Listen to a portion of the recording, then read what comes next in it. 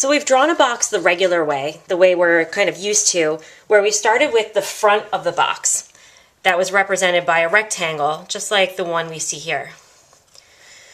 When you're making furniture in a room in one-point perspective, it's a good idea to know how to draw boxes that way, the way we just did, but also from the back of a 3D box, making that first and then drawing the front.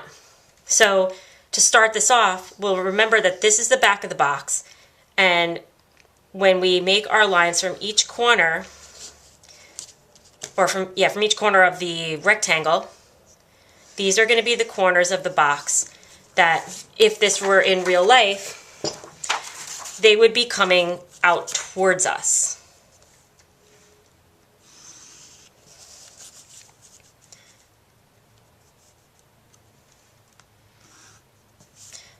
So here I have a couple lines drawn, and I can decide how long I want this 3D box to appear in perspective by lining up my ruler with one of the sides of this box and pulling it away from the vanishing point. Because remember, we're making a box that appears to be larger in the front. So there's my first side.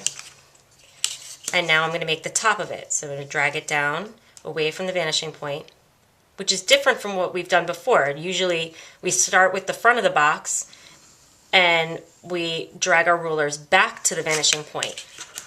But this time, because we're making the closer part of the 3D box, we're dragging it away from the vanishing point.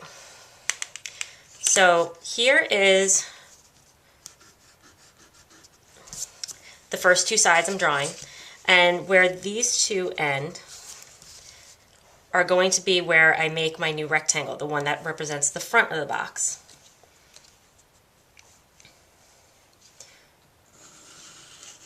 So draw this across, and then I can finish it by making a vertical line that makes this front rectangle. To make it look see-through, you line up your vanishing point, and if you've drawn it right, this should line up with the corner you drew. So that would be making a box from the back end, making your corners coming out towards you, and then making your larger rectangle, the front end of the box, as a last step. Now this becomes helpful when you want to make something like a shelf that comes out from the wall in a room. So I'll just give you an idea about how this would work. Say you want a shelf that in real life would go all the way back to this wall, this rectangular wall, but would be on this wall here, so it would be in perspective. So the shelf is going to be a little higher up on the wall, and I'm going to make it start here and just make something that's not too thick.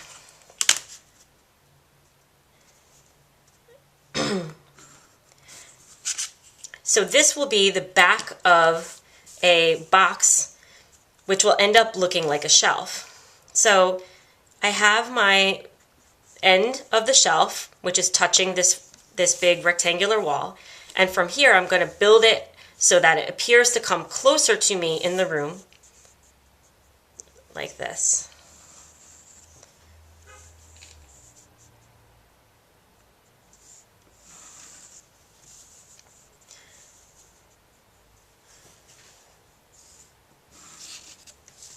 So I'm making all my corners, they're all going to have lines that start at that first little box I made and go away from the vanishing point, but in a direction that points to the vanishing point. So now you can decide how you want to break it off. If I wanted to show the end of this shelf, if I didn't want it to continue on outside of the picture, then I'm going to bring my ruler from the bottom of the first box I drew and drag it away from the vanishing point, just like I did with that box I did on the other piece of paper. And just make sure to follow the lines from the bottom of the box, which is this one, to this one. And then, because this shelf is it's not going to be see-through, I'm just going to make it solid, I'll erase that stuff in there for now. Then, to make the other ends of this this box in perspective, or this shelf, I'm going to line up my ruler this way, drag it over away from the vanishing point, and connect with a vertical line the two lines that started with this box in the back and ended, or going to end with this box here, this larger one.